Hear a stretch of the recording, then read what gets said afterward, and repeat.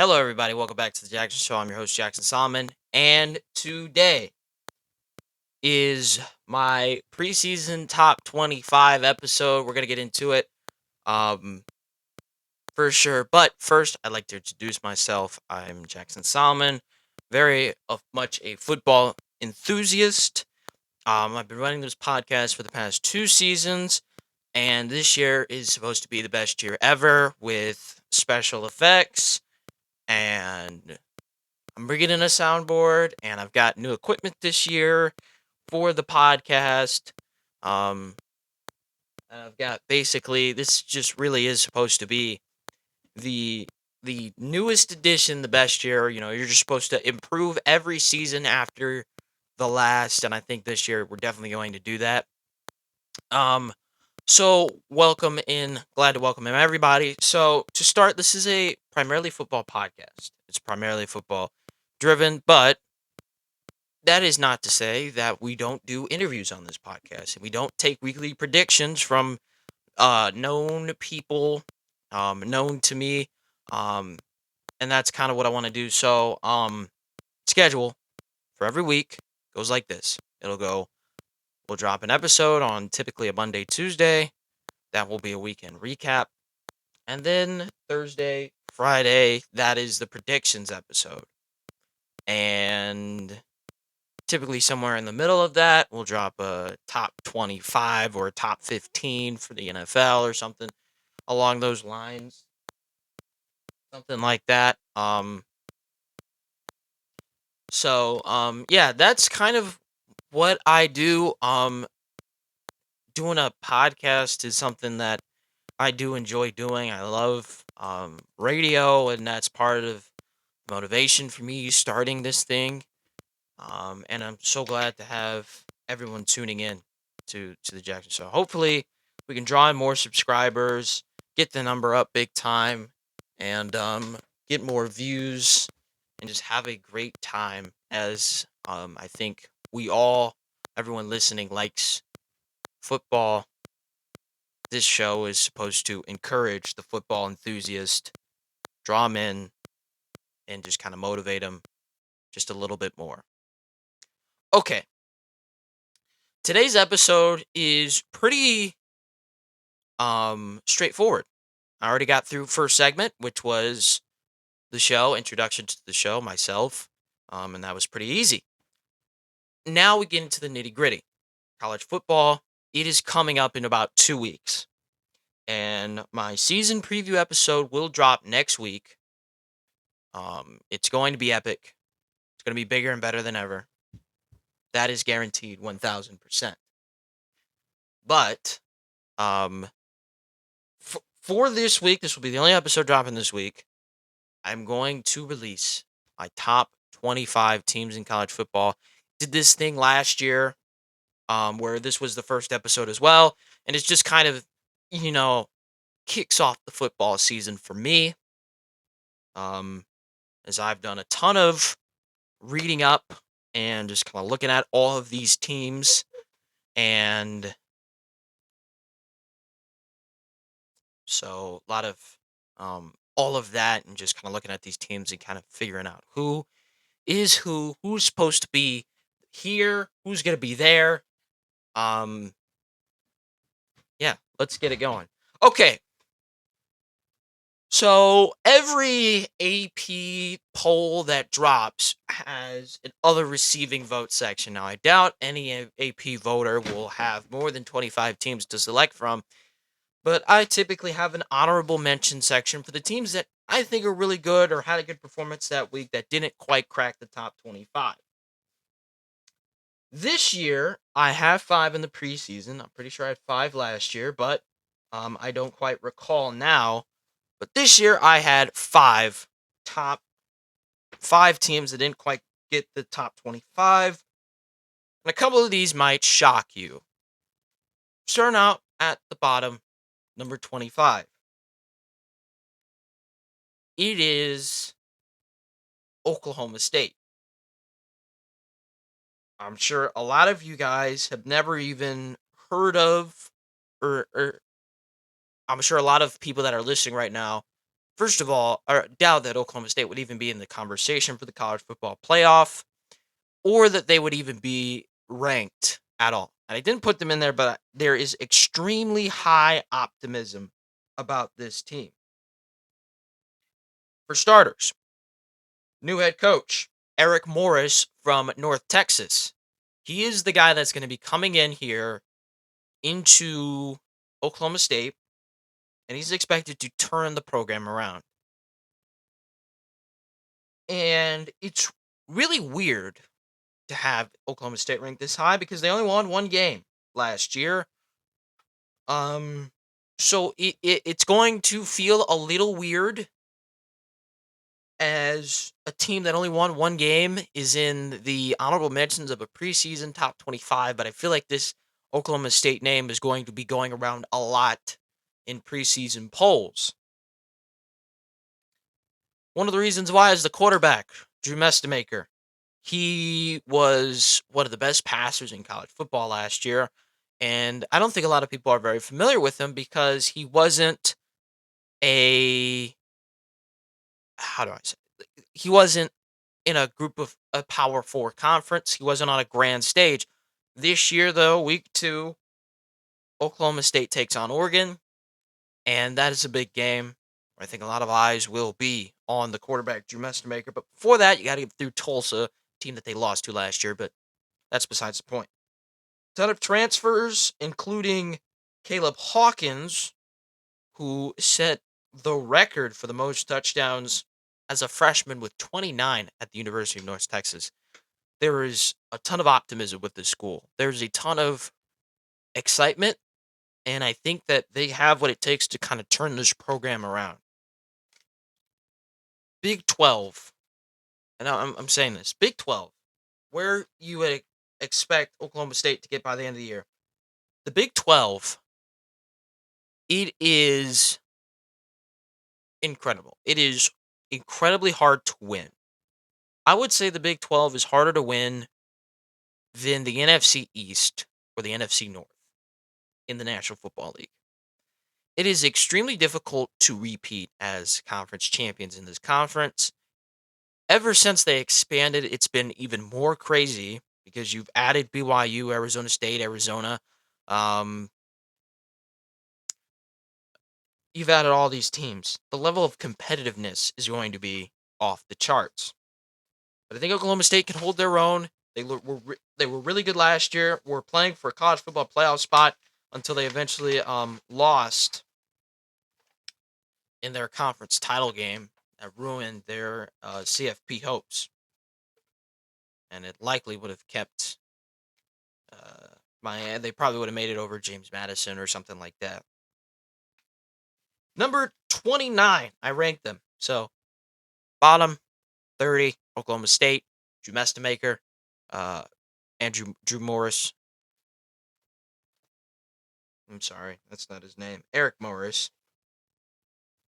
Those guys are 30. 29 is going to be Florida. Now, they also bring in a coach from the American Conference. It's a coach that bested Eric Morris and John Summerall at the University of Tulane. Now, Summerall brings in a brand new quarterback, Aaron Philo, former Georgia Tech Yellow Jacket, was a backup quarterback to Haynes King at Georgia Tech. So he worked with, I believe, Brent Key at the university.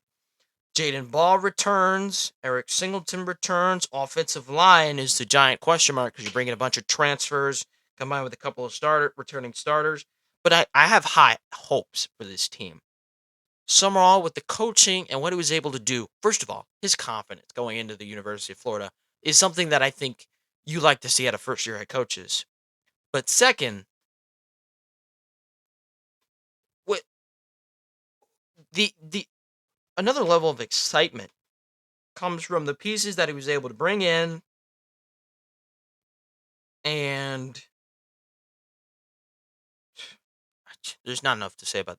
I've run out of things to say about Florida, just like that. But the receiving core looks nice. I mentioned the offensive line's got to get back together.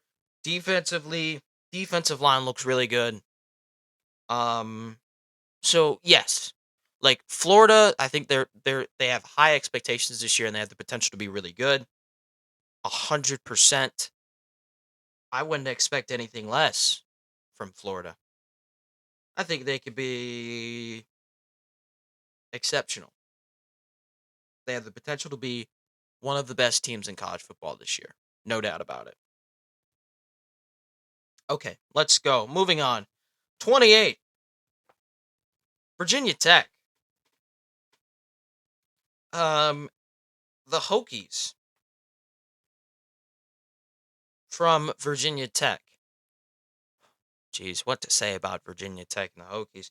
Okay, well, let's just start out. They returned a couple of starters, but they hired. Well, first they made a big time hire in James Franklin, former Penn State head coach, and there's reason to believe James Franklin will have success in the ACC because it is less difficult than the Big Ten, which is a crazy thing to say. 1000%. But think about it. In the Big Ten, there are powerhouses, plural: Michigan, Oregon, Ohio State. Um, and you want to throw Penn State in there, where he was, James Franklin was, sure. USC, if you want to, sure. But you go to the ACC, and there is real promise that Virginia Tech. Well, first, you look at the conference, right? There's no real powerhouse outside of Miami. And that makes it therefore anyone's conference. Duke won it last year. Like, it can really go anywhere to anybody, for sure.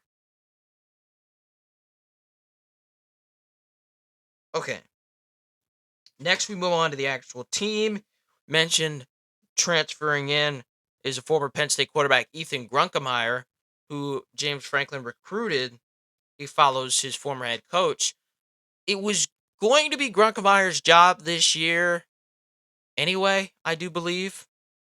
Say Franklin was still at Penn State. It was going to be Grunkemeier's year because Drew Aller was transferring, but this gives him an actual opportunity to play under the guy that recruited him in James Franklin, because Grunkemeier's success started after Franklin was fired and Aller was injured. Offensive line wise, it's a new group, 1,000%. They didn't bring in many transfers. Left tackles, Logan Howland's going to be a new guy that they're bringing in. They got a couple of returning starters at right guard and tackle. Basically, offensive line stays the very similar. Brought in a lot of guys from Penn State, including his tight end Luke Reynolds. Defensively, it's an era of Virginia Tech that has to get better. And James Franklin, typically in big games, defense isn't his strong suit. But I think this year, maybe something's a little different. Defense looks good, adapting a new scheme. And also, Brent Pry, the former head coach, was hired as defensive coordinator. So that's very interesting. And just something to keep your eyes on is this Virginia Tech defense. James Franklin and Pry worked together at Penn State. So Virginia Tech is a team to watch, just like Oklahoma State, team that fell incredibly short of expectations, and really struggled last year. A team that many people looked at Virginia Tech and kind of just said, okay, that's a win for us, right? You're playing Virginia Tech. You don't expect them to beat you. That could change this year, because I don't see James Franklin losing to Old Dominion like Virginia Tech did last year by 20 points. I don't even expect him to lose to Old Dominion. Let's keep it going. staying in the ACC, number 27, SMU. I feel like a lot of teams and people that you will find on the internet that have polls and will rank the 25 best teams in college football will have SMU in the top 25. I do not. One of the reasons why, defense. SMU's defense last year was just awful.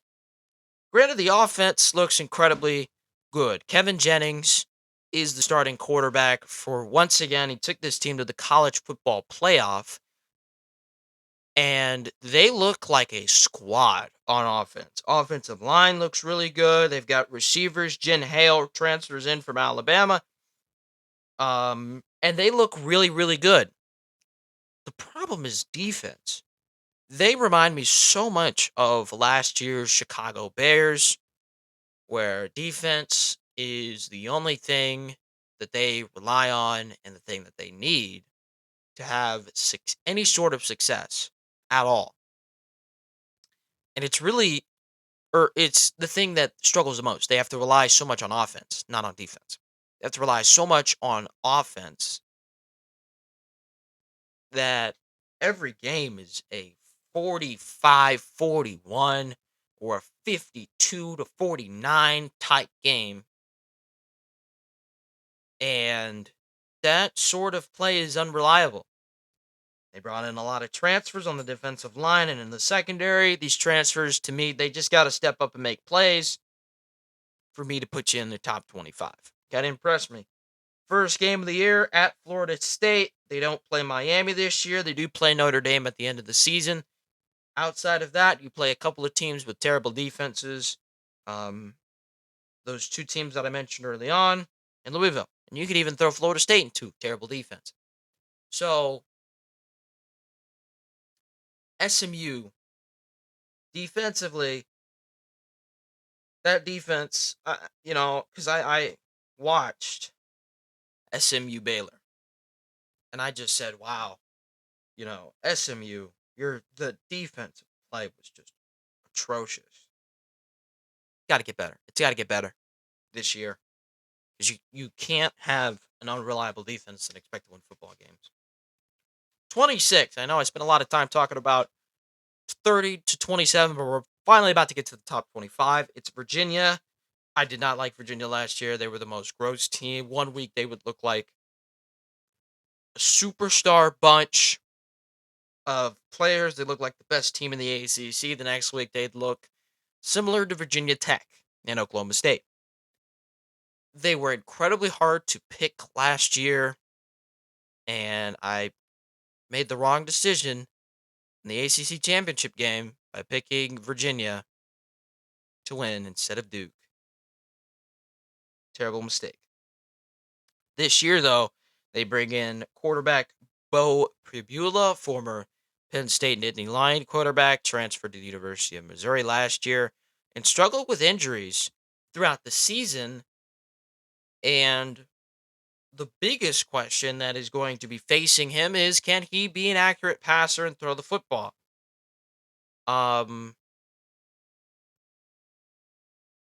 It's a big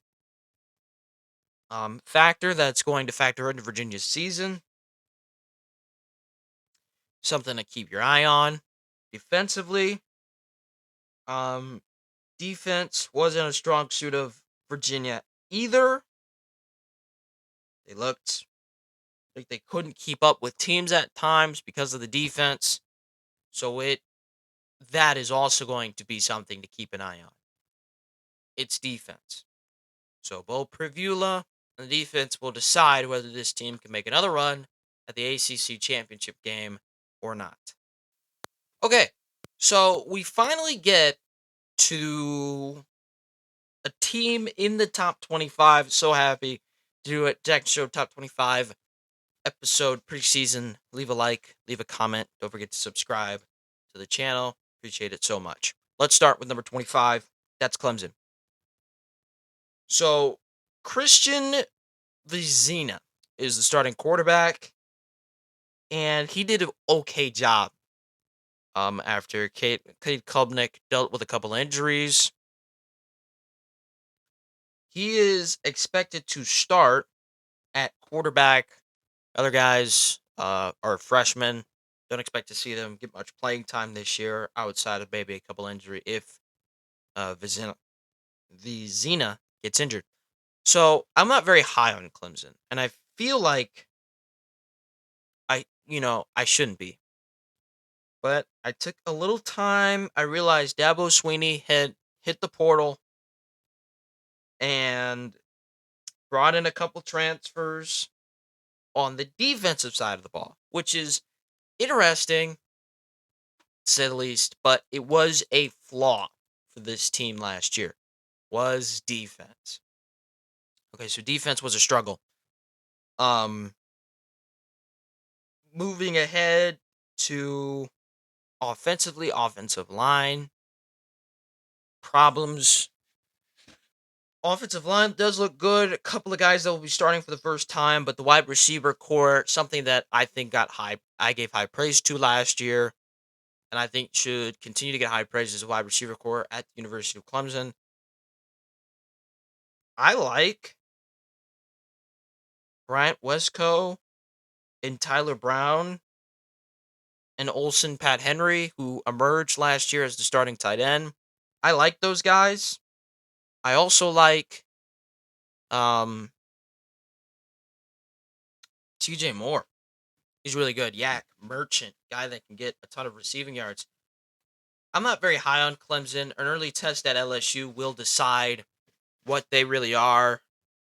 I don't expect them to be very run heavy because they don't have a good running back this year.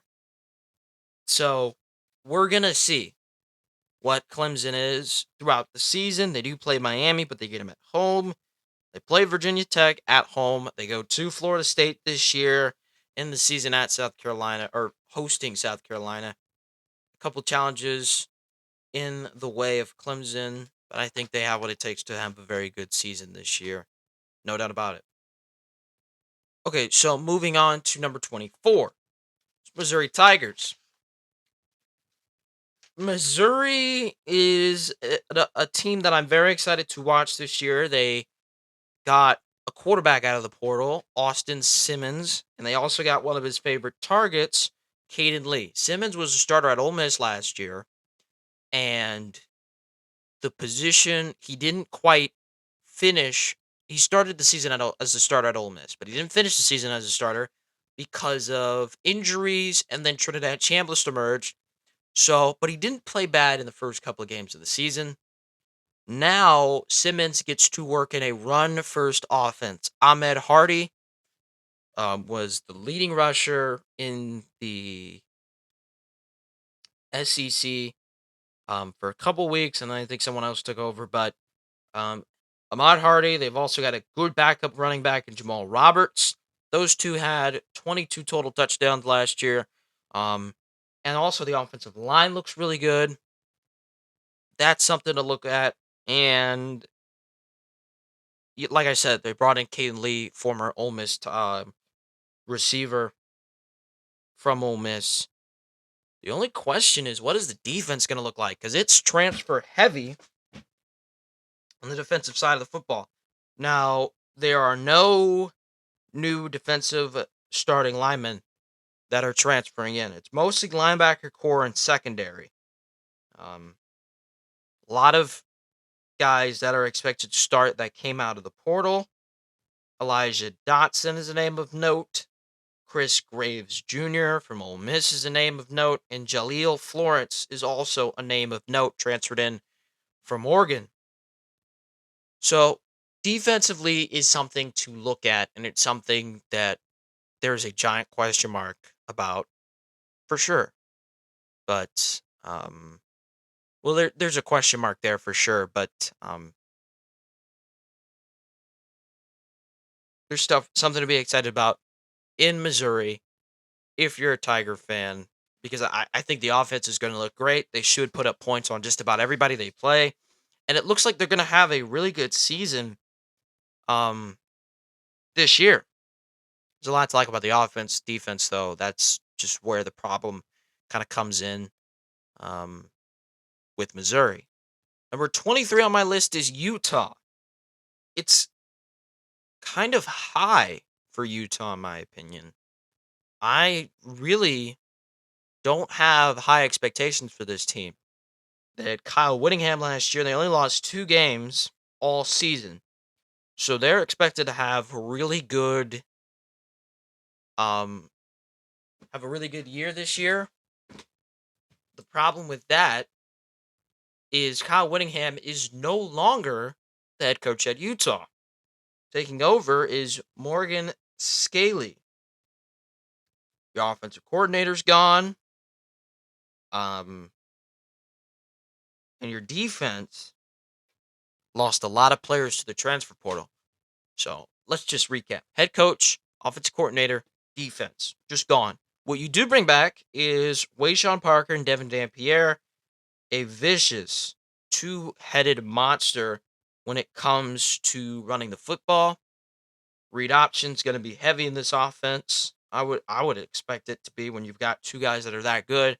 Also, Bird Ficklin, the backup quarterback, is very mobile. So if Devin Dampierre, if he struggles early, if he gets hurt, you also have another option on the bench with the sophomore Ficklin.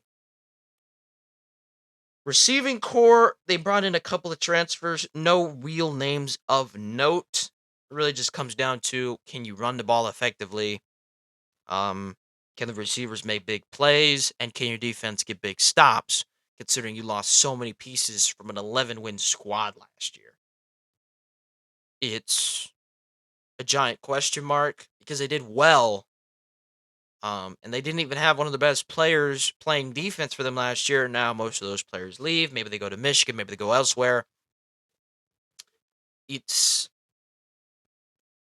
what I wonder about Utah. I'm kind of believing the number 22 on the list is Iowa. And as I was trying to say, I'm kind of believing the Iowa hype. Kamari Moulton is the starting running back. They're going to have a QB battle between Hank Brown and Jeremy Heklinski. All of that guy, the person that wins the quarterback job, has to know we're going to be a run-heavy offense because we have Kamari Moulton, got backup running back Landon Phillips Jr., and offensive line expects to be a strength of the Hawkeyes. Defensively, typically bring in, Iowa typically has at least one good corner that you wouldn't trust, that you would trust to leave one-on-one with any team's best receiver, which is wild to say when you have Ohio State, Michigan, and Washington on the schedule. But it's very true. Deshaun Lee could very well be that guy. They brought in a couple of transfers to help on the back end with safety Tyler Brown and Anthony Hawkins, Xavier Styles as well. So there is certainly some optimism about Iowa. I wouldn't say it's very high. Like Iowa, I've seen anywhere between 15 and 25 in preseason rankings. I don't expect Iowa to be that high. I really don't have high expectations for them. I don't really expect them to do a ton. But I think other people believe in what Kirk Ferentz is able to do. He's got over 200 wins at the University of Iowa, and they had a pretty decent year last year, going 9-4. So I don't think expectations will be that high for the Iowa program, considering you're resetting with a new quarterback. 22 just feels kind of right for them. And I feel like that's the appropriate spot for Iowa. Number 21 is going to be Houston. Houston is a team that I expect to emerge as a Texas Tech team, as a team that is going to kind of come out of nowhere, win a ton of games, make the conference title game, and have a chance to win the Big 12. Reason why, they returned their starting quarterback, just like Texas Tech did last year, Connor Wegman. They returned a couple of good defensive linemen. They brought in transfers. Also, they play in the state of Texas. Let's break it down a little bit more.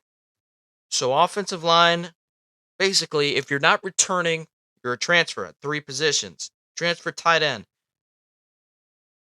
Connor Wegman is starting quarterback, former Texas A&M quarterback, had a good year last year. Over 2,000 passing yards, 25 touchdowns, 25 passing touchdowns, 11 rushing touchdowns. Dual threat quarterback was really good last year. They had a good season last season. Made it to the Texas Bowl and beat LSU. And like I said, they went extremely big in the portal on both sides of the ball. Willie Fritz is a head coach. Only question is, can he get it together? Can you unite this group to play together as one? I'm super high on Houston. I would have them ranked higher. There are other teams that I think will have good seasons, but Houston, I think, is an underrated team that I don't think enough people are talking about that has a good chance to go and make a run at the Big 12 title game. They had a good year last year with 10 wins. They're looking to do more and make their first ever college football playoff appearance. I think there's one team, I keep saying it, this is a team that nobody sees coming out of left field. There's a team that typically every year makes the college football playoff. 2 years ago was Arizona State. Last year was Texas Tech. And,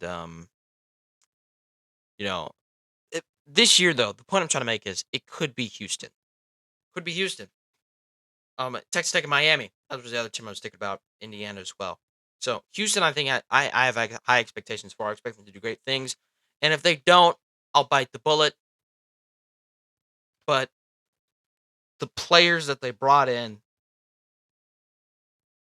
all Big 12 receiver, Amari Thomas, Mekhi Hughes, who went to the University of Oregon, guy that was expected to be the starting running back, redshirted, then transfers to Houston. I expect him to get a ton of touches. So they have a ton of good players all around. And there's a lot to get excited about at the University of Houston.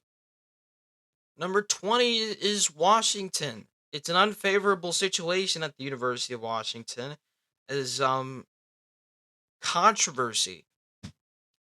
There is Damon Williams. Lane Kiffin reached out to Damon Williams trying to get him to transfer last year. The university did not allow Williams to transfer, so he had to go back. And it was just chaos. And this is the bad part of NIL and the portal. So they're going to have to deal with a little bit of that, but I'm sure Damon Williams is going to be happy to return to the University of Washington. This was Jed Fish leading the squad. They were number 4 in the Big Ten in offense, number 4 in scoring offense, number 5 in total offense. Damon Williams was leading the charge. This year, though, expectations should be a little lower. They bring in 2 freshman tackles and Cody Green. Cody Green is a freshman tackle. Champ, I cannot pronounce that last name. I'm going to try. Tau Lele. He is a right guard. They have 2 returning centers. They got Desmond Roebuck returning. So there's a lot to be excited about because they returned so many players. Defensively, it is not exactly what I expected. Just a lot of transfers. Okay. Completely new defensive line to start out. The only guy that is coming back is Elenius Davis. They have 4-star Derek Coleman Bruce starting on the edge. He's a freshman. And the linebacker core looks like a lot of new guys. Defensively, bringing in a lot of new guys. That could hold them back. The offense last year, I think, was just fantastic, was great. It performed well. This year, I think if you manage your expectations, and just kind of see this team. They don't look like defensively. They don't look like a last year's team. They look like they could lose a couple of surprising games. They look like they could lose to a Minnesota or to an Iowa or just a high-powered offense in the in conference. They there are a couple of things that don't exactly look good with Washington. A couple things that you can pick out, point out, say, hey, this doesn't look like a Super Bowl or a national title winning team. I think they do have the firepower to make the playoff. So, um, yes, this Washington offense good. Washington defense not so much. Number 19, Louisville. In my opinion, Louisville has the potential to win the ACC. Jeff Brom bringing in a couple of quarterbacks. Luke, or my bad, he brought in a couple of quarterbacks, but Lincoln Kienholz leads the charge. Why do I say that? Well, it was former Ohio State quarterback. He rarely played and competed for the starting job for about 3 seasons while he was there. Competed with Will Howard 2 seasons ago, year they won and won the national title. Competed with Julian Sand last season at the University of Ohio State, or Ohio State University, whatever, don't care. Now he transfers to Louisville, and Jeff Brom gets his guy. This is an offense that is rarely stagnant, rarely gets stopped, and cannot put up points. And I think if Liam Kinholtz can prove himself to be kind of like a Tyler Shuck, where he plays up above the expectation, then they can go and do something special. Some go very somewhat far, even make the college football playoff. Defensively, and I kind of ragged on a couple of teams because they weren't good defensively, but the middle of the defense, linebacker core, they were all returning starters, transfers along the defensive line, a couple of new starters. Secondary does look good. Returning starter Tayon Holloway, bringing a couple of transfers, um, including Cohen Intringer, captain for Iowa last year at 73 tackles. He is really good. Speed, acceleration, getting there, making the play on the ball. Boom, bam. So I like Louisville, and I expect them to do a lot of great things. I haven't even talked about the best part of Louisville, which is their running back, Isaac Brown.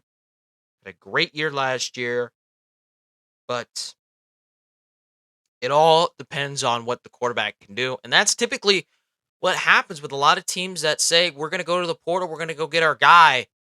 What it really comes down to is, okay, can the guy produce in the new system? Guy played at Ohio State for Ryan Day and Chip Kelly. I think he's going to be fine with Jeff Brom, but I never know.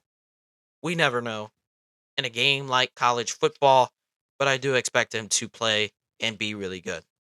Number 18 on my list is going to be Texas Tech. Admit there was a ton of controversy, and honestly, I kind of dragged them down because Brennan Sorsby, a consistent player in the for Cincinnati last year, I should say. He was just consistent for Cincinnati, transfers to Texas Tech, but they won't allow him to transfer to Texas Tech because of sports gambling. It's an entire investigation. If you want to, in your own time, you can look that up, but I'm not going to go too deep into the details. Basically, he decided not to play college football this year. He's going to go to the NFL. He's not eligible to go to the NFL this year. He's going to go next year. And while they don't get their quarterback, they still do have a couple of options to go at the position. Really, what made the team go and was the defense. Where I'm going to start there. Defensively, Texas Tech.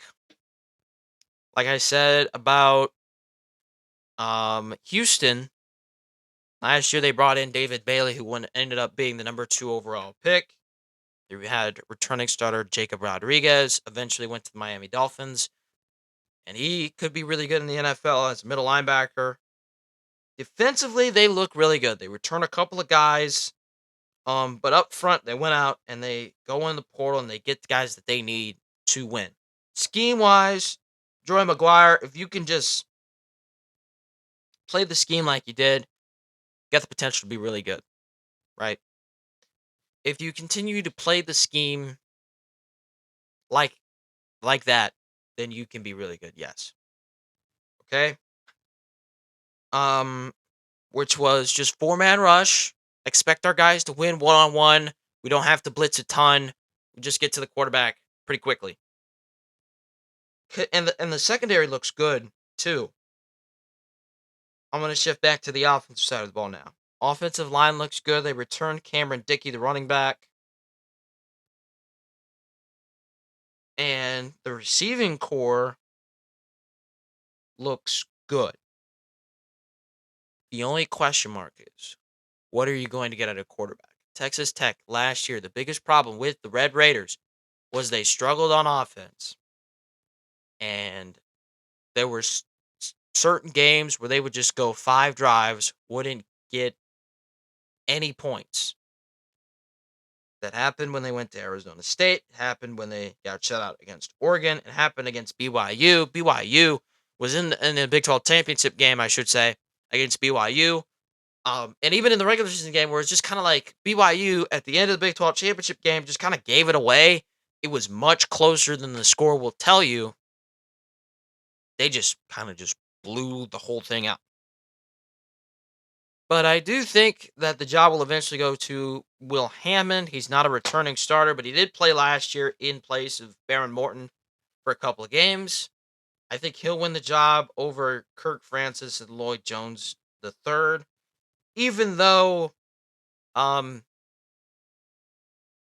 is recovering from an ACL injury, quarterback play is going to be the biggest problem and biggest impact on this offense, no doubt. So that's the biggest question mark, is what will the offense look like? But I think the defense is going to be just fine. They're going to play just as good as they did last year. And I have Texas Tech as 18. So number 17 is Tennessee. Another team that I'm not really that high on, but they didn't make the list because of the potential that they have to do something good this year. They return 4 out of their 5 starting offensive linemen. And they do have another player that is good. They do have a backup returning guard as well.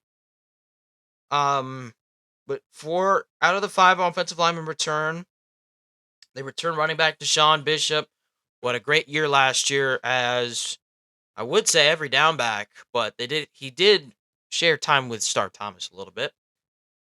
They returned 2 wide receivers, went to the portal to go get a couple others. The main reason why I'm not so high on Tennessee is because of offense. George McIntyre is going to be taking over. Ryan Staub, former Colorado quarterback, is going to take over, and there's going to be a little bit of a battle there between those two. I think McIntyre will eventually win the job, as I think a lot of people are predicting. But the Tennessee, if Nico Iamaleava, that's how you pronounce that, Iamaleava, had stayed at Tennessee, they wouldn't be going out and trying to get a new quarterback. Instead, they would stay with the quarterback they currently have in Nico. But Nico leaves. You get Joey Aguilar, who performed really well for 1 year, and you're stuck now, kind of questioning a lot.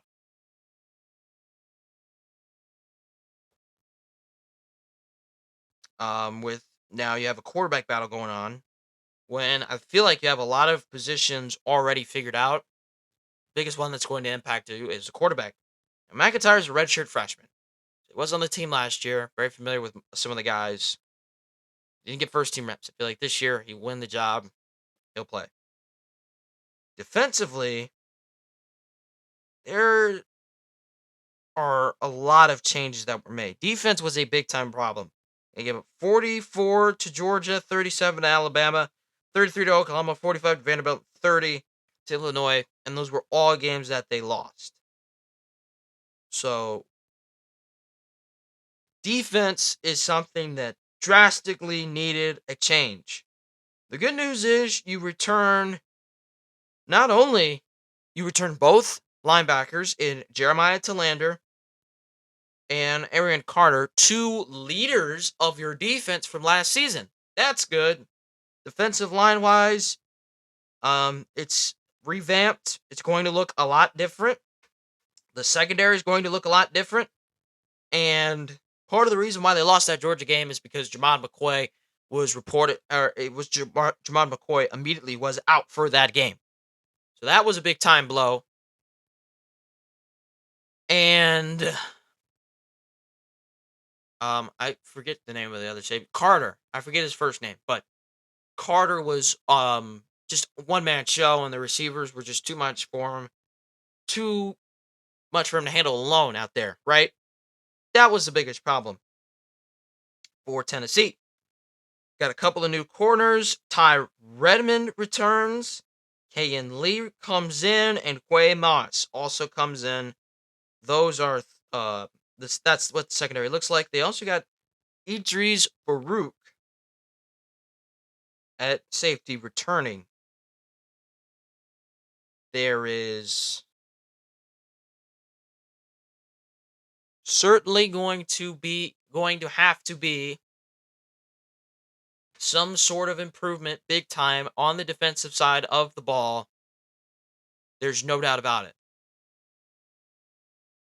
But I think excitement should show Tennessee has what it takes to win a lot of football games this year. SEC is not easy by no means. Is it easy to play in the SEC? But I do think they have what it takes to win. I think they have the ability to win football games. There's no doubt in my mind about that. So, Tennessee is going to be number 17. Could be higher, could be lower, for sure. Okay. Number 16 is Penn State. This will be Matt Campbell's first year at the University of Penn State. I believe he spent his entire career, his entire head coaching career at the University of Iowa. And he brings a lot of luggage with him, including starting wide receiver Chase Sowell, quarterback Rocco Becht, running back Carson Hansen, and arguably their best player, Benjamin Brahmer, tight end. And defensively, basically it's the Penn State Cyclones. Just what Iowa State was last year, that's kind of how I thought of Penn State as I was ranking them. I thought of them as Iowa State this year because Rocco Becht came back. They had Carson Hansen come back. But that wasn't it. They got running back James Peoples out of the portal. He was a former Ohio State Buckeye. He was expected to play a lot of time, get significant amount of touches. Just never happened last year. And that kind of forced him to move into the portal 1,000%. So, Iowa State last year, if I go back and look at what Iowa State did last year, they won 8 games, went to a bowl game, or they won 8 games, but they declined the option to go to a bowl game because everybody just left and they really didn't have a team. Okay, so that's going to be the expectation. I think is going to be 8 or 9 wins for them. They look really good though. Returning a lot of players from that Iowa State team to now Penn State. Defensively, the biggest one that I like used to play at Iowa State, is Marcus Neal Jr. He's a safety, was kind of a ball hawk, and made big plays when Iowa State needed big plays. Tony Rojas returns. That is also huge. He's entering his junior year at the University of Penn State. That's huge as well because it means that that's it means that you also have a veteran leader that is very familiar with what Penn State did last year. He doesn't want to be a part of that again, so he wants to go out and have a big time season this year. He's the guy that I think a lot of people look at Penn State's defense says it all falls on him, and I would agree. Matt Campbell defense historically not that good. This year has to be different for Penn State to compete and be really good in a Big Ten conference where Matt Campbell has never coached as a head coach professionally. Okay. Up next is number 15, Alabama. And there is so much to say about this team. First, the quarterback battle. And while ranking Alabama, I had to pick one in my mind that I would pick to start. And just to give you a breakdown of the battle, it's between Austin Mack, who is the more pocket passer. He's the more old style quarterback with Tom Brady, Ben Roethlisberger, Peyton Manning, where he's going to make accurate passes, stand in the pocket, make good throws. Between him and redshirt freshman Keelan Russell, who was recruited to come in either last year or the year before. And Russell is your more Lamar Jackson, Josh Allen, Jalen Hurts type quarterback. He is most like Jalen Milroe, where he's got the strong arm and he's very mobile. Which, if you ask me, which one do I think will fit DeBoer's system more? That's going to be Austin Mack, more pocket passer type. Fit the Kalen DeBoer Ryan Grubb system. That's going to be Austin Mack, in my opinion, because of he's more of a pocket passer. You know, he can make accurate throws for sure. I think that is the guy that they are going to start.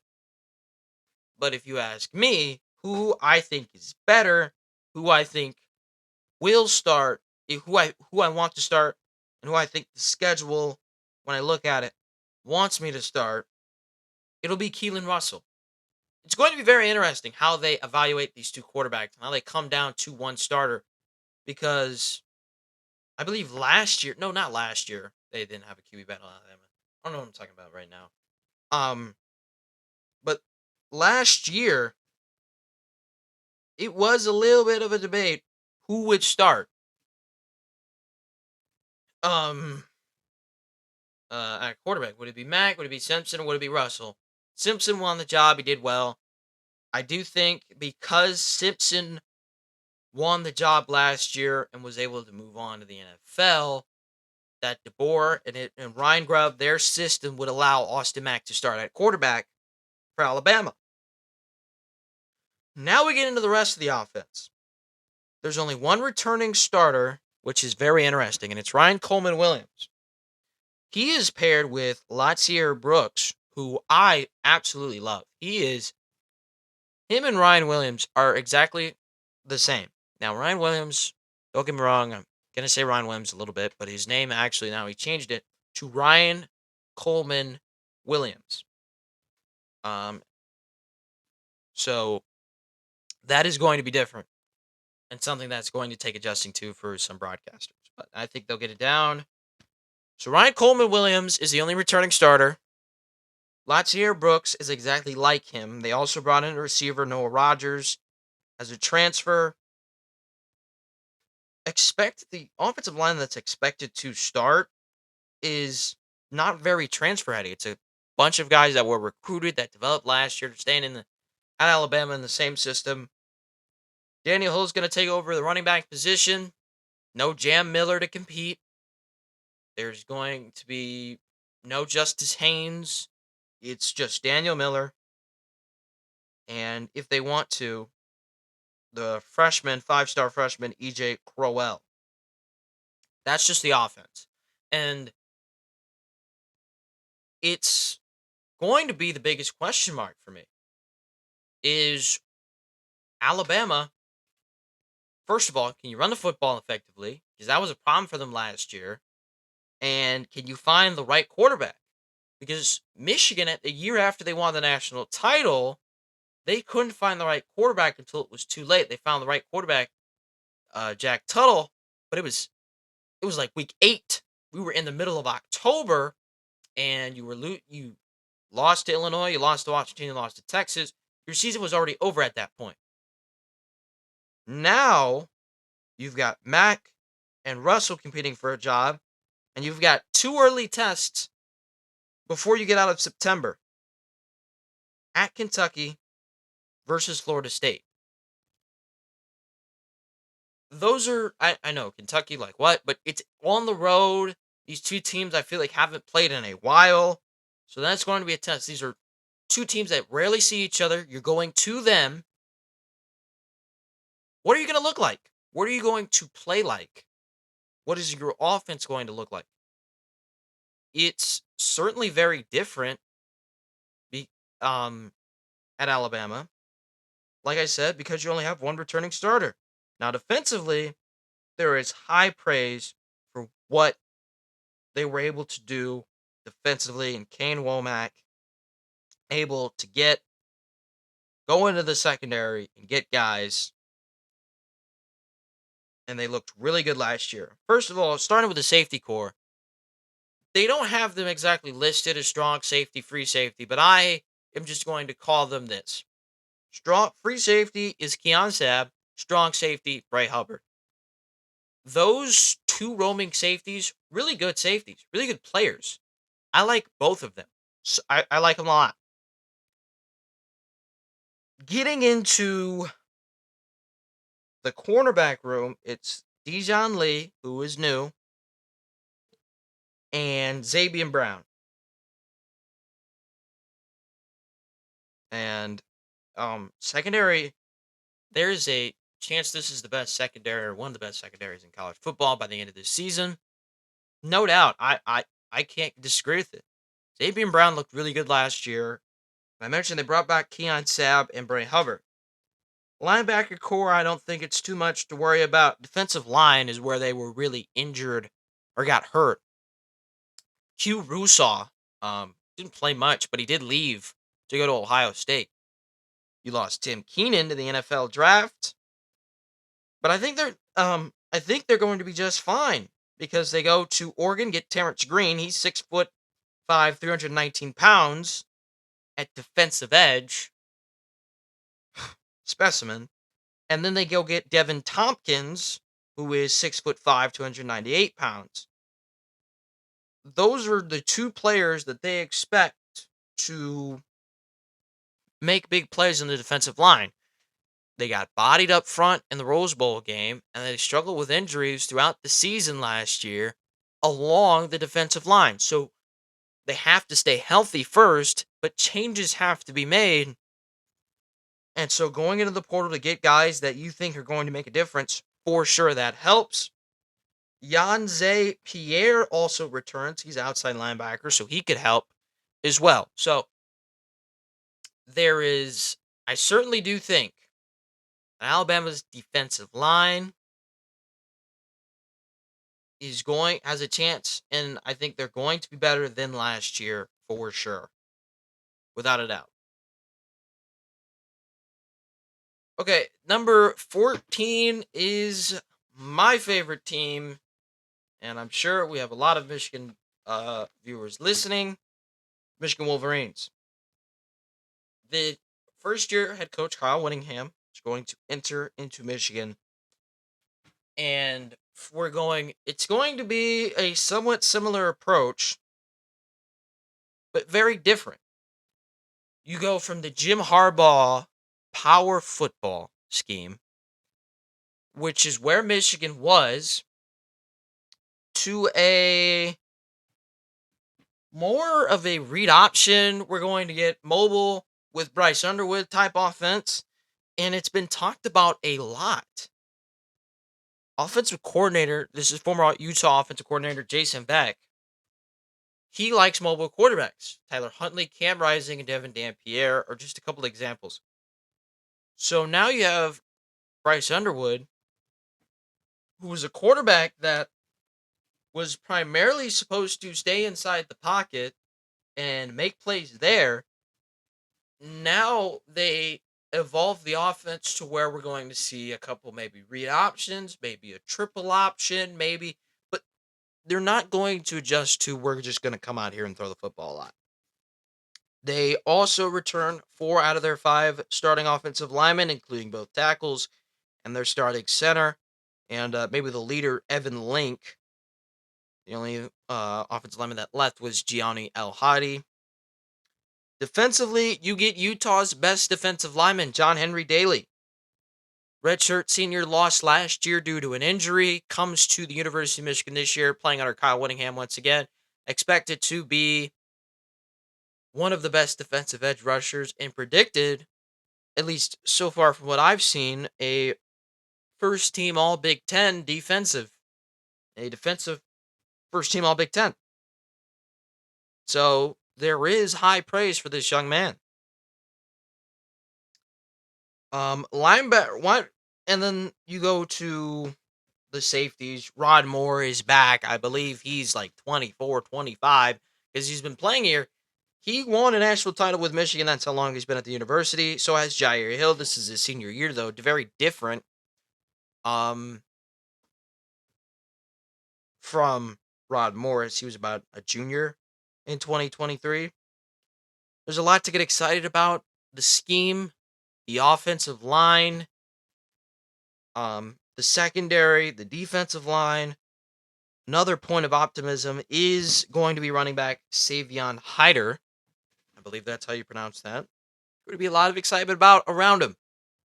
He's a freshman running back, and that first game of the year when he gets his first carry and his first touchdown, that's going to be exciting. Now, Michigan has an early test to play Oklahoma week 2, but it's at their place. And for once, I have no idea who's going to win that game. I have no clue.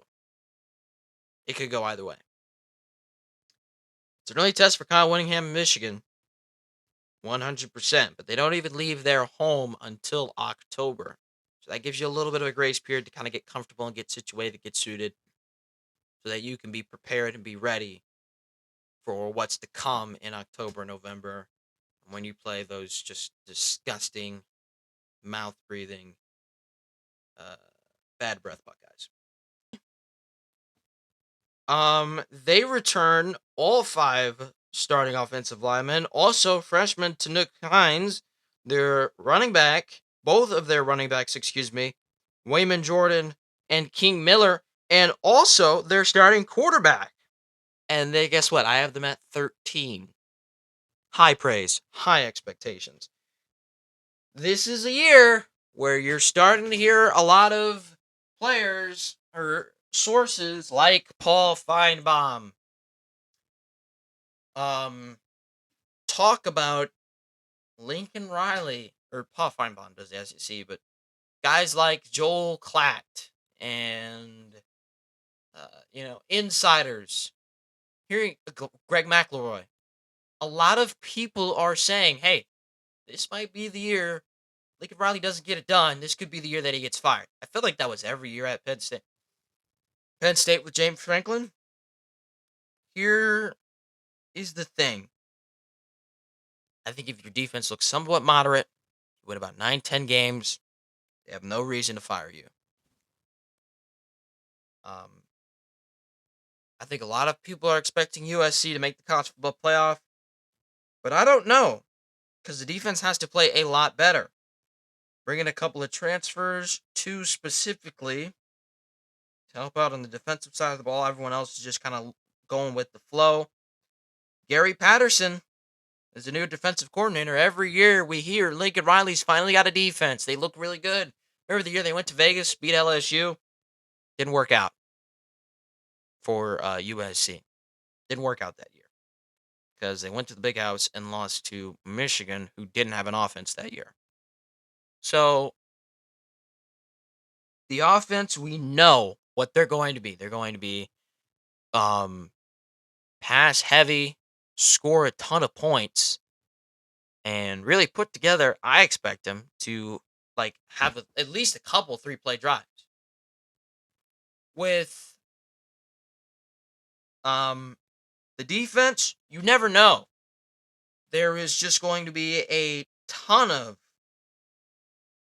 adjustments that are going to be made to try to get this group to mesh and work well together. But defense, that's the giant question mark on that side of the ball for USC.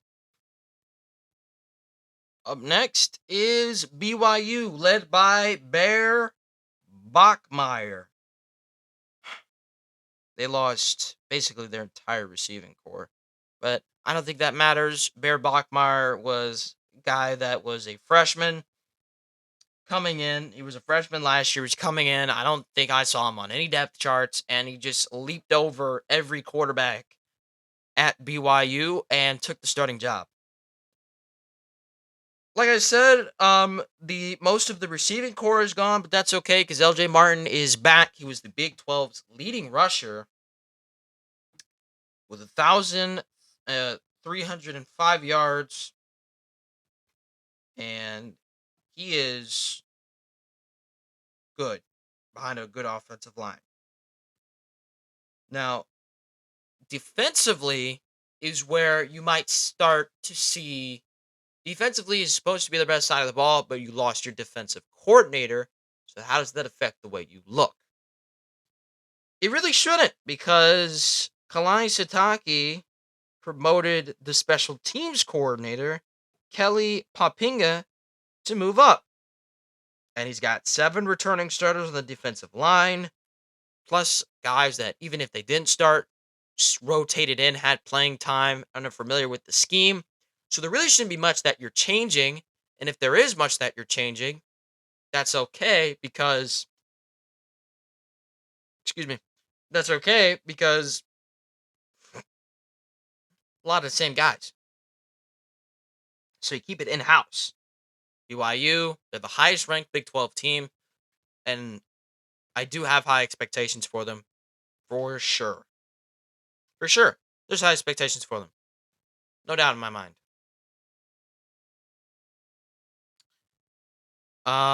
Moving on to the messiest team in college football last year. Number 11 is LSU.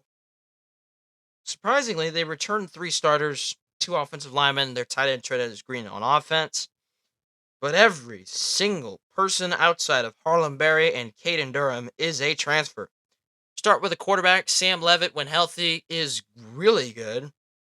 Jordan Seaton, who was the best tackle at the University of Colorado. Guess what? They poached Eugene Wilson from Florida. And I already mentioned the 2 backs, and I forgot to even mention, I did mention a little bit about Trez Green, but I'm going to talk a little bit more about him. Was really good. 7 touchdowns in 2025 last year. So, Kiffin offense, thumbs up.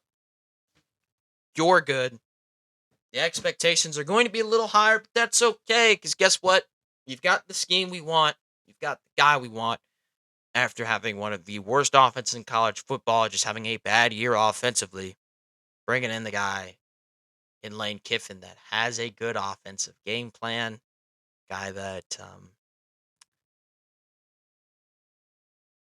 knows what he's doing when it comes to coaching on offense, for sure. Now, defensively, PJ Woodland and DJ Pickett lead the secondary. DJ Pickett, I believe, is the person that is the reason for the Jaden Daniel drama. And let me just say, okay, I was supposed to start with this, okay, but it's fine because DJ Pickett transferred in from the University of Oregon. He commits. He's supposed to replace Mansour Delane. But let me just say this, okay? First of all, when you are the messiest program in college football, when you go from You fire your head coach. First of all, 2 seasons ago, they had 2 Tigers on the field for the Alabama game. Okay, let's just get that out of the way. Going back to last year, you fire head coach. Then the governor of the state that you play in fires your athletic director, and you know what? And now he's running the school basically because no one knows what's going on. Your defensive coordinator eventually becomes head coach, and you know, and then eventually the whole Lane Kiffin debacle where you know the tarmac where he leaves with a crazy dramatic exit where Ole Miss fans are just booing him, and then you got Marty McGee interviewing him on the tarmac. Cut to we're in the middle of the college football playoff, getting ready to go to the semifinal round. Ole Miss, and you're pulling coaches from the staff saying, "Hey, if you don't come here this week because we got to recruit, you're gonna get fired." Basically, sabotaging your old school because they wouldn't let you coach in the playoff. Okay, moving past that to right now with the entire Jaden Daniels situation with him filing an injunction, or not an injunction, filing a, I don't even know what it is, but basically suing the university for giving away his number after winning the Heisman. And you just look at him and you go, brother, first of all, Jaden Daniels, you were a very special player, but you are nowhere near the level of player that Joe Burrow was. Okay. It's crazy to me how, like, how much drama LSU has drawn up for everything surrounding the university. If you don't win it all, it'll be one of the, like, if you don't go out and have one of the best seasons in college football this year, it'll just be the biggest waste of time ever, in my opinion. Like, you're not worth it. If you go out and you win 6 games, the media in Baton Rouge and it's just going to be going insane. And for Jaden Daniels to really believe that what he did in 2 seasons, what he did that Heisman year to compare to Joe Burrow, I will say the number 7 given out to the best player on defense. The number 7 is given out to the best player overall on LSU. That is okay. That is respect from the state of Louisiana, I believe. It's given to the best player from the state of Louisiana. That is respectable. 1000%. Like that is respectable, right? And it's a shout out to Leonard Fournette who had his number given away. It should be an honor for another great player to wear your number. Why is it a problem for you that another player that is supposed to be really good is wearing your number? Why is that a problem? I don't get it. I don't get it. But back to the team. Whit Weeks returns on defense. They get Prince Will, U-Man, Mialen. He's going at edge. Secondary, like I said, looks really good. DJ Pickett, PJ Woodland, Tamarcus Cooley, Fahim Delane, brother of Mansour Delane. Like, LSU, expected to be really, really good this year. And if they're not, it'll just be a giant waste of time, and the pressure will be even higher after all that has happened in the past year in the past year with LSU. Number 10 is the University of Mississippi, Ole Miss. It was so tough deciding where Ole Miss would go. But they're gonna be number 10 because really they got, first of all, Trinidad Chambliss coming back. And he's expected to light up the scoreboard. He's expected to do great things. I think they love him at Ole Miss. I think they really do like him at the university. And then Keywan Lacey is returning as well. He was a special running back last year in a backfield where I had no idea who the starter was. Like, They went and played at Georgia. That might have been the first game of Ole Miss I watched. It was a great game, but I had no idea who the starting running back was until I watched that game. And I realized it was Kewan Lacey, and they kind of rode with him throughout the season. He's really good. He is fantastic. I like Kewan Lacey, and good things I think are expected to happen um, for Ole Miss. They return both guards and their center. Just have to replace two tackles and some wide receivers, but they do have Deuce Alexander returning. That's big for them. Defensively, this is where Pete Golding, head coach of Ole Miss, has to step up. You have Suntrine Perkins returning as a linebacker. You've got Antonio Kite and Jalen Braxton returning on the outside as defensive backs. You got robbed of Pintwell Uman Me Ellen. I have no idea how to say that. So it comes down to tackle Will Eccles, defensive tackle Will Eccles, to kind of step things up on defense. I think Ole Miss can be really good on defense. And if you ask me, I think a lot of people have high expectations for them. I kind of have low expectations for them. I don't expect them really to make the college football playoff again just because of all the new pieces, new head coach. Like, this could be a year where you're competitive, but this is also an adjustment period. And you pick things up and you start to compete as the years go forward. You get better and better as the seasons progress. This year, though, I wouldn't be surprised if they win like 9 games, and then next year, going to next year, they win like 6, then go up to 8, then go up to 10, like stuff like that. This could be a year where they're really good, and the next year is just a year where they develop and they try to get better. So that's what I think of Ole Miss. They're number 10, one above LSU. Ironically, I did that on purpose for sure. But moving on. So number 9 is part of the reason why I had so much trouble, and really number 8 too, is because I can see Ole Miss at either one of these. Maybe see LSU as number 9, and number 9 for me is Oklahoma. And Eli and Peyton. First of all, let's start. I'm going to start with defense. Eli and Peyton Bowen return. The brothers both had interceptions last year. As a matter of fact, they both had 2 picks each. Here's the thing about Oklahoma. Their defense doesn't look that great. The secondary, outside of the secondary, defense doesn't look that great. I am 100% expecting that. I'm 100% expecting Oklahoma, that defense, and I'm believing in Brent Venables to make something out of that defense, because he did last year, he did 2 years ago, and they looked really good.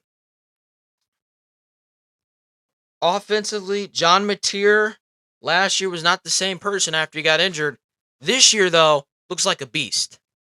In offseason, they got Parker Livingstone from the University of Texas. 3 offensive linemen return.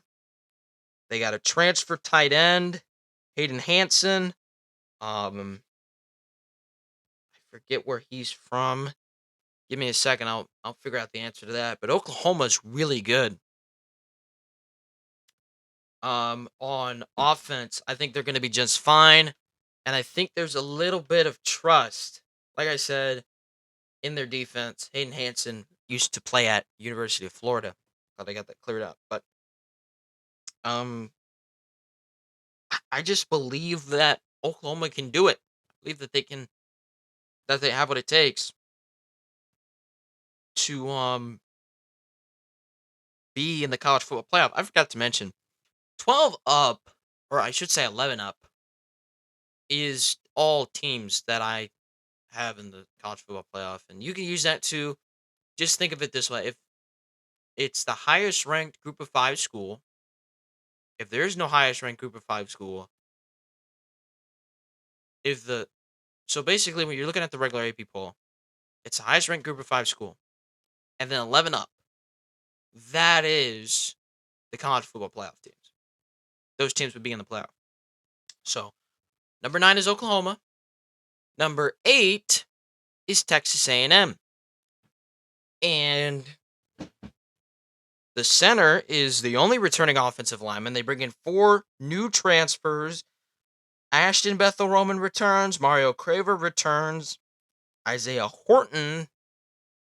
They bring in is a transfer Ruben Owens and Jamarion Moreau. And of course, Marcel Reed return on the offense. That's basically their entire offensive depth chart. I just feel like they're due for a regression. I feel like last year, that playoff game that they had at Aggie Stadium, it should have been a night game for Texas A&M, no doubt. They should have played it at night. It should have been a much more crazy atmosphere. Not like it wasn't. It was still windy, but they got robbed. Now, I feel like they're due for a regression, and the depth chart shows it. You have 4 brand new offensive linemen. Le'Veon Moss is gone. You have receiver. Your receiving core is fine, but you cut to the defense. Basically, a brand new defensive line. No Will Lee, but secondary still looks good, right? And they have a 5-star corner, Brandon Arrington. Like, this team has the potential to be good, but I just don't see it happening for them this year. I feel like that playoff game was a awakening for Texas A&M, and just they're doomed to fall off. Don't get me wrong, their schedule doesn't look that hard until you get to November, because then you see Tennessee, Oklahoma, and Texas 3 games in a row, but I just don't see them really having high expectations, but they can be really good. I think they can do it. I don't know. Something tells me this team is not going to be in the top 10 at the end of the season. Now, number 7 on my list is Miami. This offense is led by Malachi Toney. Mario Cristobal enters his 5th year as head coach. And they bring in Darian Mensah, a guy that I think and am high on. Mensah is a transfer from the University of Duke. And he's kind of I honestly think he could be better than Carson Beck in the Miami offense. Be better than Cam Ward in the Miami offense. But Carson Beck got him to the College Football Playoff National Championship game, and that's what you have to do as well. You have to take your team to, I think, first of all, neither one of them took him to the ACC title. So if you can do that, I think that you're already better than them. If you do that and you win in the playoff, you're good. Might be top 5 recent quarterbacks for Miami. Offensive line is a big part. It wins you football games. They bring back 1 starter on the offensive line.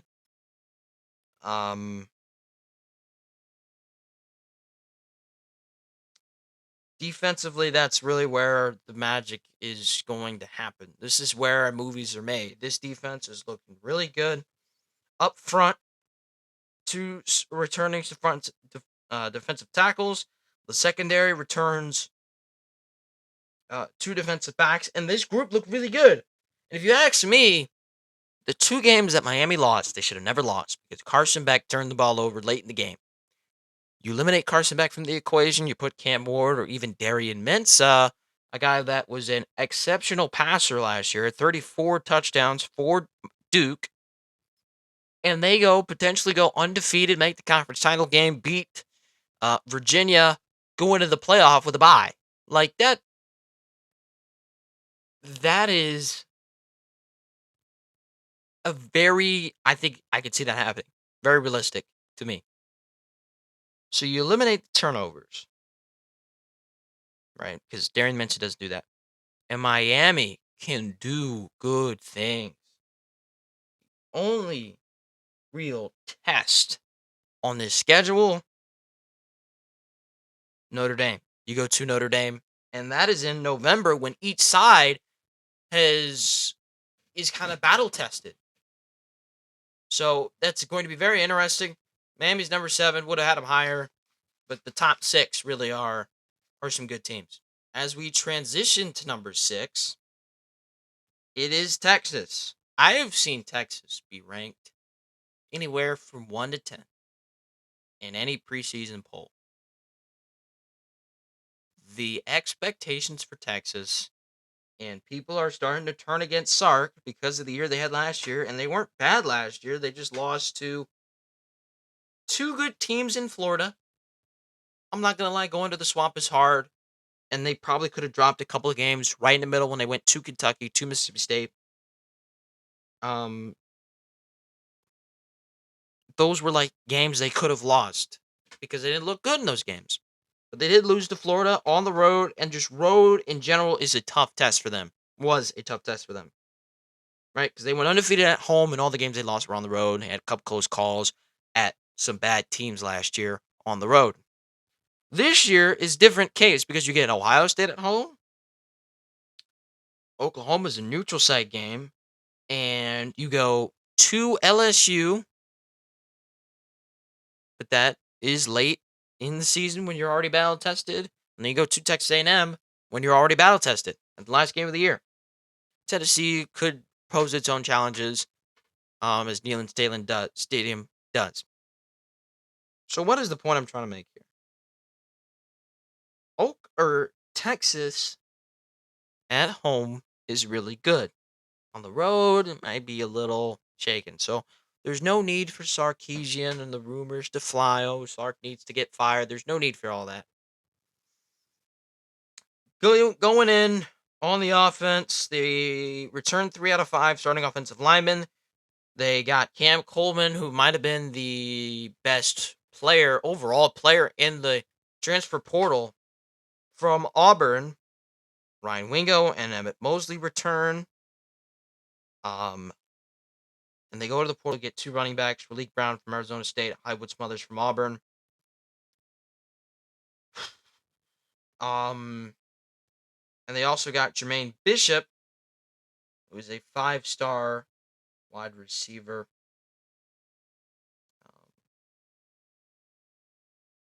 In recruiting. And Arch Manning, really, it goes to show you that Arch Manning has all the things that he needs. Last year, he had an inexperienced offensive line. He had Ryan Wingo, who had never really played as a full-time starter. Emmett Mosley might have been. I can't remember if he was a returning starter. But now you have all the pieces. Manning's been battle-tested, so he knows what it's like to play in football games as a starter against tough competition. And he's very familiar with what it's like to play on the road because close games, couple of close calls on the road. Defensively, it's a different story. You've got Colin Simmons, who might be one of the best, if not the best, edge rusher in college football.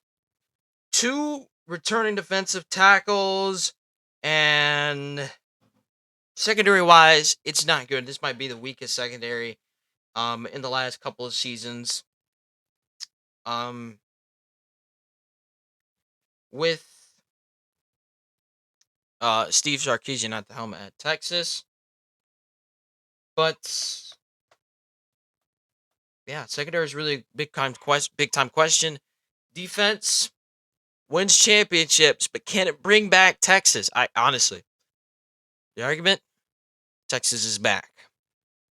They are. Texas is indeed back. And what I think it takes for them, like people are talking about, they're consistently winning. Last year they missed the playoff, but I feel like they are consistently finding ways to make the playoff. This year I think will be no different. I think they make the playoff this year 1000%. And they finished really well. And it's crazy to think there was a point in last season where they were unranked because they lost to, I believe it was Florida. It's crazy to think about. Number 5 is going to be the defending national champions in Indiana.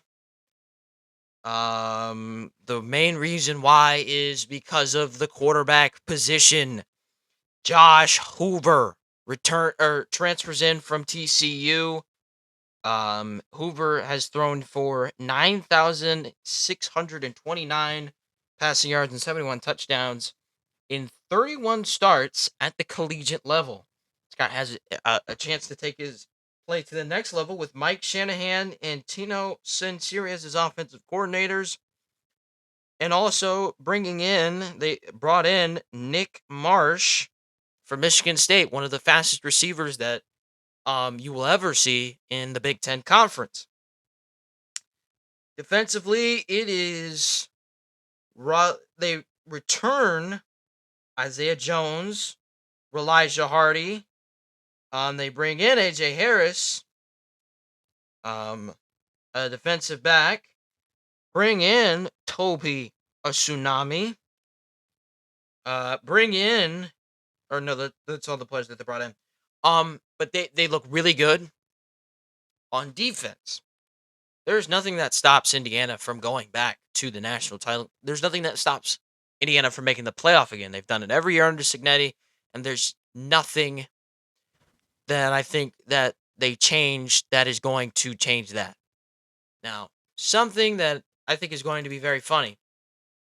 I saw this the other day, and it was hilarious to me. It was Purdue, head coach or the athletic director at Purdue. He said, if you don't want to win, go to Indiana, basically. Right? I think that's actually the exact quote. Kurt Cignetti replied, and this is so cool. He replied with no comment. He has nothing to say. He proves it all on the field. Legendary quotes from Kurt Cignetti. He is the boss of college football. And it's the fact that he won the national title last year and he can return to the college football playoff, and I think he will. His staff is really good from last year going into this year. But we're running out of time, so I'm going to talk about the top 4 teams really quickly, emphasize points I want to, and talk about them for a little bit longer. But for the most part, we are going to condense our thoughts. Starting with number 4, Georgia. They return their quarterback, Gunnar Stockton. He returns for his senior year. 3 returning offensive linemen. The biggest praise about this team is their defense. The defensive line is supposed to be really good. Secondary is supposed to be even better, led by Ellis Robinson and KJ Bolden. Khalil Barnes also transfers in. This team is supposed to be basically a return to the Georgia of old. A return to the Stetson Bennett era where it was dominating defense and play action passing and run the ball, be physical, because they have 2 really good running backs, Nate Frazier and Chauncey Bowens. And I think that these 2 teams I think the 2 teams went back to the national title game, won it all. Georgia has a legitimate chance to do that. They're number 4 because of the teams ahead of them are just that much better. But yes. Okay, Georgia, they are number 4, but they can honestly be number 1. They're that good, in my opinion. Pause. Number 3, Notre Dame.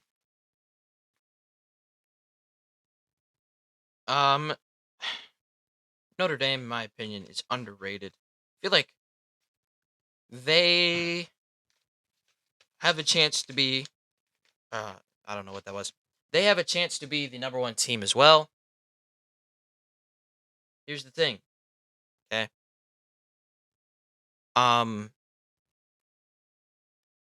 Notre Dame, I have them at number 3. They could be number 1 in the country. In my opinion, Notre Dame has the best defense in college football this year. In the preseason, at least. They're the best defense. This is a revenge tour led by C.J. Carr. Anais Williams is the running back, replacing Jeremiah Love, and I don't expect him to immediately step into the role and replace the production, but I do expect him to get better week by week. Jordan Faison and Jane Greathouse return once again. Mylan Graham, who was supposed to be the next great receiver at the University of Ohio State, he transfers into Notre Dame as well. This team is so much talent.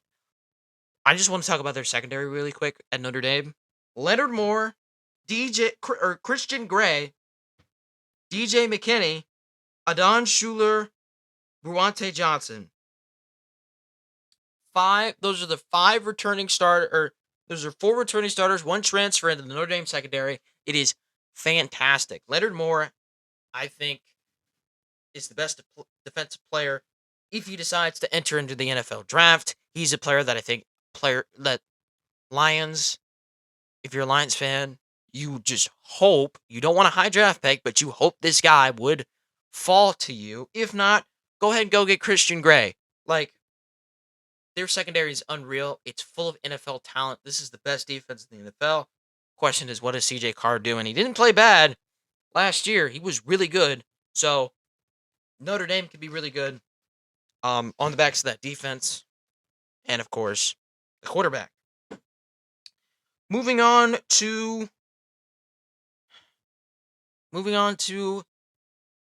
number 2, Oregon. Dante Moore returns for one more season, and he could come back again if he's, he doesn't want to go to the Jets. He doesn't want to be a Jets quarterback. It's okay. Jets want out, and Dante Moore likely will too. Oregon returns 2 offensive linemen, Jeremiah McClellan, DeCarrion Moore, Dante Moore, who played really well. Think about this. This is something to think about. They lost to Indiana twice last year. They don't play Indiana at all this year. Their toughest game is at Ohio State, a game that I think they can win. And you go to the defensive side of the ball, they return 8 starters, including Mateo Uyangale, Bear Alexander and Amari Washington, defensive tackle, Tatum Tuioti at outside linebacker. Want to go to the secondary? Brandon Finney and Ifeanyi Obindigwu, 2 players that were freshmen last year stepping into big-time roles. Outstanding players. Now they become full-time starters for the second straight season. Now they are full-time starters for the second straight season. Oregon's defense, I think, is what is really good. I like them, but I like their offense. What they had last year, I think they can build off of it. Because they put up points on people. They didn't lose very many games, and I love this statement. It's very simple, but it's basically Dan Lanning has built an NFL team in Eugene. I'll say it one more time. Dan Lanning has built an NFL team in Eugene. In his career, he's only lost 8 games as a head coach. And he's only lost to 2 Big Ten teams since they joined the conference. He's only lost 3 games in 2 Big Ten teams. Think about this. He went undefeated his first year at the University of Oregon. His second year, he loses twice, but only to one team, the eventual national champions. So this year, what does he have in store? He turns almost everybody on defense. His quarterback comes back. Receiver that injured himself in the spring. And a wide receiver that was supposed to be the best receiver on the team who injured himself in the spring. He comes back. Like, they're a problem. They really are. Oregon. And the number 1 team in college football I have is Ohio State. They return 8 offensive starters, including 4 out of 5 offensive linemen. Their quarterback, their wide receiver, Jeremiah Smith, blah, blah, blah, blah, blah. Defensively, is the biggest weakness is they just went hard in the portal. But whatever, I don't really want to talk about Ohio State. Go Blue. Thank you so much. If you stayed for the entire show, I really do appreciate it.